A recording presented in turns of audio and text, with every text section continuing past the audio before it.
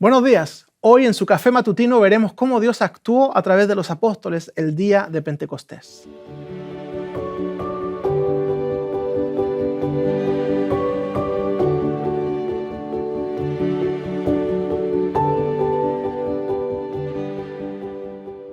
El capítulo 2 del libro de los Hechos nos cuenta que el Espíritu Santo se derramó sobre los discípulos y eso provocó una predicación poderosa donde muchas personas creyeron en el Señor Jesucristo. Pero no solo eso. La Biblia nos describe también la unidad entre los creyentes. El relato nos cuenta que ellos vivían en comunidad y se cuidaban los unos a los otros. Y estos son puntos claves del principio de la iglesia: el derramamiento del Espíritu, la misión evangelística y la unidad de la iglesia. Leamos juntos el texto, Hechos capítulo 2, versículo 1 al 4. Cuando llegó el día de Pentecostés, estaban todos juntos en el mismo lugar. De repente vino del cielo un ruido como el de una violenta ráfaga de viento y llenó toda la casa donde estaban reunidos. Aparecieron entonces unas lenguas como de fuego que se repartieron y se posaron sobre cada uno de ellos. Todos fueron llenos del Espíritu Santo y comenzaron a hablar en diferentes lenguas según el Espíritu les concedía expresarse.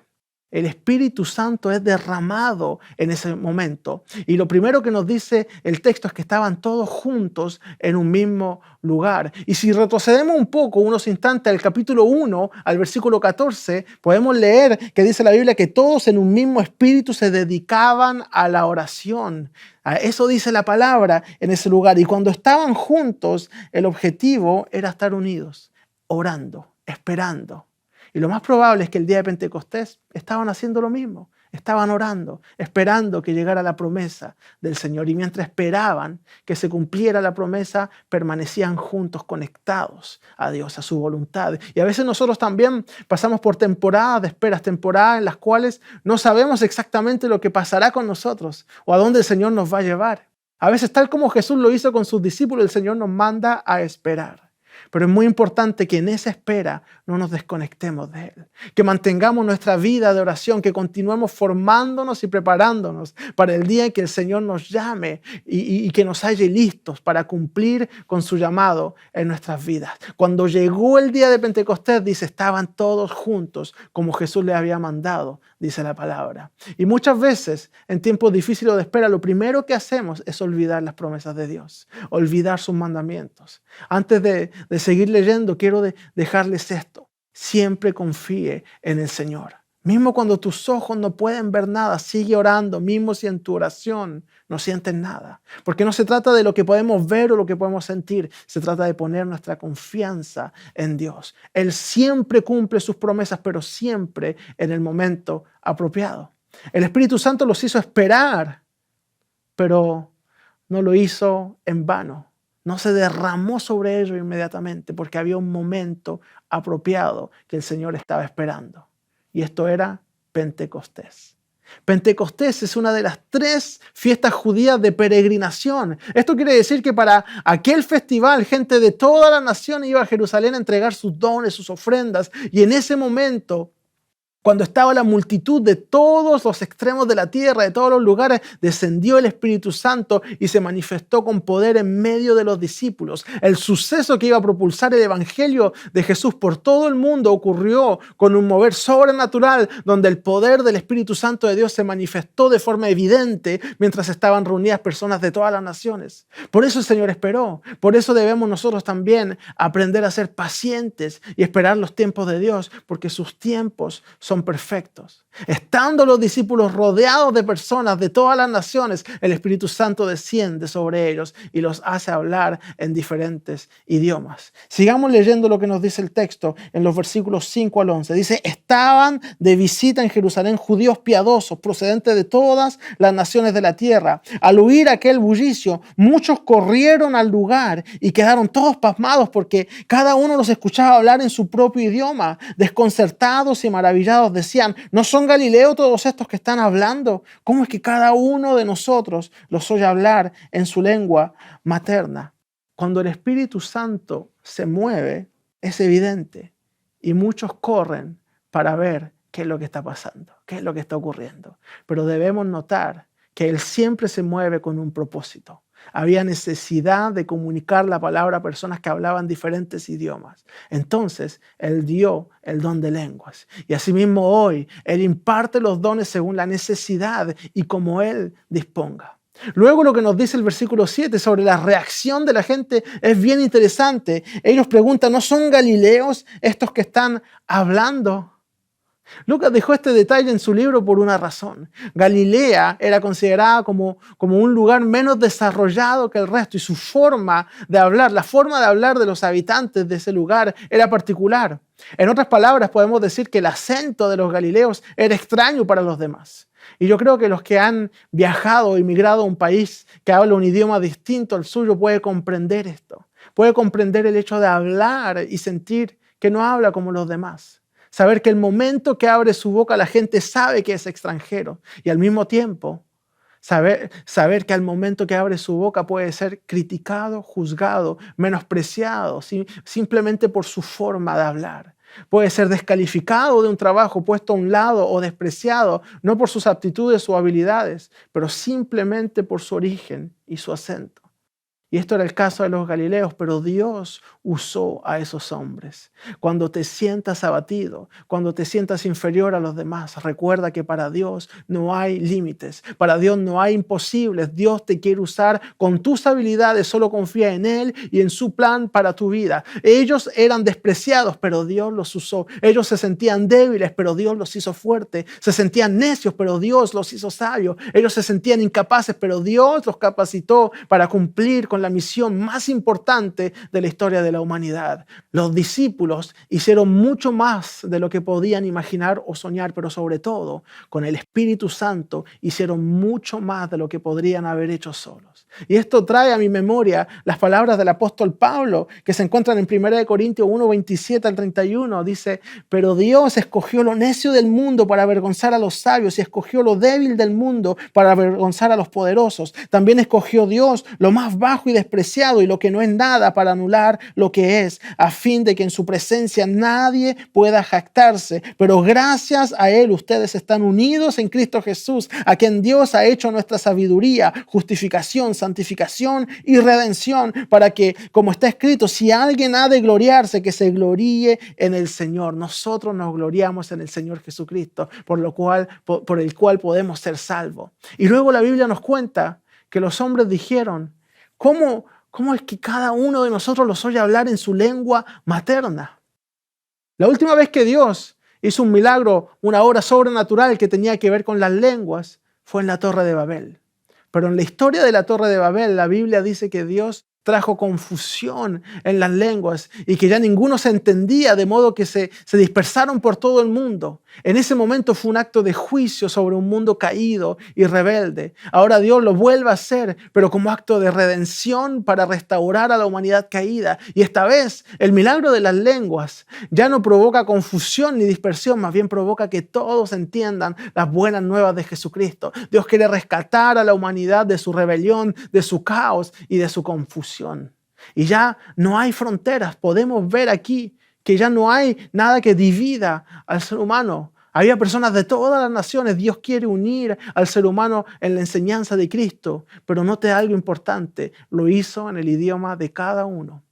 Dios no quiere anular el idioma o la cultura de las personas. Quiere redimir a las personas tal como son, ahí a donde se encuentran. Dios quiere que todos alcancen salvación y nos manda a nosotros, su iglesia, a predicar el evangelio de salvación a toda criatura y a como dé lugar en amor y en unidad.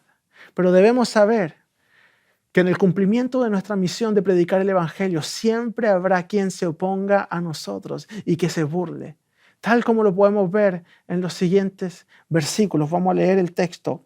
Versículos 2 y 13, desconcertados, dice la Biblia, y perplejos, se preguntaban, ¿qué quiere decir esto? Algunos tendrán curiosidad, querrán saber de qué se trata, querrán saber más, pero el versículo siguiente también nos habla de otro grupo de personas que dicen, otros se burlaban y decían, lo que pasa es que están borrachos. Aquí vemos estas dos reacciones distintas frente a la predicación de Pedro y frente a lo que ocurre en Pentecostés, pero él responde a los que se burlan.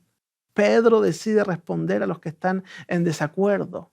predica en defensa de su fe. La Biblia nos cuenta que él se puso de pie y empezó a hablar, empezó a predicar, defendió el Evangelio de Jesucristo y expuso las profecías que hablaban de Jesús. Y de ese día, y en ese día en donde Dios derramaría su espíritu sobre ellos, les recuerda las promesas que Dios hablaba a través de los profetas, que iba a derramar su espíritu, y pone en evidencia lo absurdo de lo que ellos están diciendo. Dicen que están borrachos, pero al mismo tiempo lo escuchan hablar en sus propios idiomas de forma sobrenatural. Y él pone en evidencia esto y le habla de las buenas nuevas de Jesucristo, de cómo había muerto y resucitado por sus pecados. Y luego de haber predicado, la Biblia nos dice en los versículos 37 al 41, cuando oyeron esto, todos se sintieron profundamente conmovidos y dijeron a Pedro y a los otros apóstoles: hermanos, ¿qué debemos hacer? Arrepiéntanse y bautícese cada uno de ustedes en el nombre de Jesucristo para perdón de sus pecados, contestó Pedro, y recibirán el don del Espíritu Santo. En efecto, la promesa es para ustedes, para sus hijos y para todos los que están lejos, es decir, para todos aquellos a quienes el Señor nuestro Dios llame. Y con muchas otras palabras les exhortaba insistentemente: sálvense de esta generación perversa. Así, pues, los que recibieron su mensaje fueron bautizados, y aquel día se unieron a la iglesia unas 3,000 personas. El Espíritu Santo es quien trae convencimiento de pecado. Él provoca el cambio en el corazón de los oyentes después de la predicación. Atrévete a predicar, confía en el poder del Evangelio de Jesús. Atrévete a compartir lo grande y bueno que es Dios. Pedro, quien negó a Jesús por miedo, ahora ya no tuvo temor de confesarlo públicamente como su Señor y defenderlo frente a todos. Y podemos ver en su sermón que el centro del mensaje siempre fue Cristo y la resurrección. Así tenemos que predicar también nosotros. Y después de hacerlo, la Biblia dice que exhortó a la gente a responder al mensaje. La Biblia nos dice que se unieron unas 3,000 personas. Eso es algo maravilloso y fueron bautizados. Nosotros somos llamados a hacer lo mismo, predicar. Es nuestra misión como seguidores de Jesús. Pero hay algo más. Los últimos versículos de este segundo capítulo de Hechos nos dicen lo siguiente. 42 al 47, se mantenían firmes en la enseñanza de los apóstoles, en la comunión, en el partimiento del pan y en la oración. Esta comunión o coinonía es un punto clave en el crecimiento de la iglesia. Permanecer unidos. Mostremos amor y compasión. Y los versículos siguientes nos dicen: todos estaban asombrados por los muchos prodigios y señales que realizaban los apóstoles.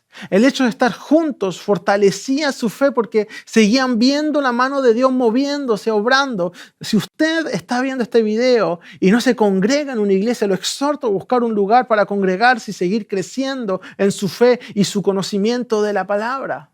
Luego el versículo siguiente nos dice: todos los creyentes estaban juntos y tenían todo en común, vendían sus propiedades y posesiones y compartían sus bienes entre sí según la necesidad de cada uno. Esto es un llamamiento a ser generosos, ayudar al necesitado, estar unidos en amor y buscar justicia, buscar el bienestar de nuestros hermanos y los que tienen la bendición de vivir en abundancia, ser generosos con los que no.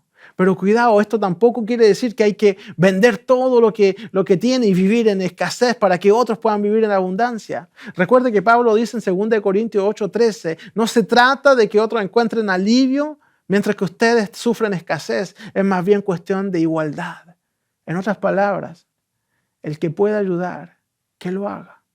Y luego el libro de los Hechos sigue diciendo: no dejaban de reunirse unánimes en el templo ni un solo día. De casa en casa partían el pan y compartían la comida con alegría y generosidad, alabando a Dios y disfrutando de la estimación general del pueblo. Y cada día el Señor añadía al grupo los que iban siendo salvos. Los nuevos creyentes perseveraban en la doctrina de los apóstoles, en la comunión unos con los otros, en el partimiento del pan y en las oraciones. Es importante que como iglesia sigamos firmes en nuestra fe, en las enseñanzas de la palabra y que nos preocupemos por los demás.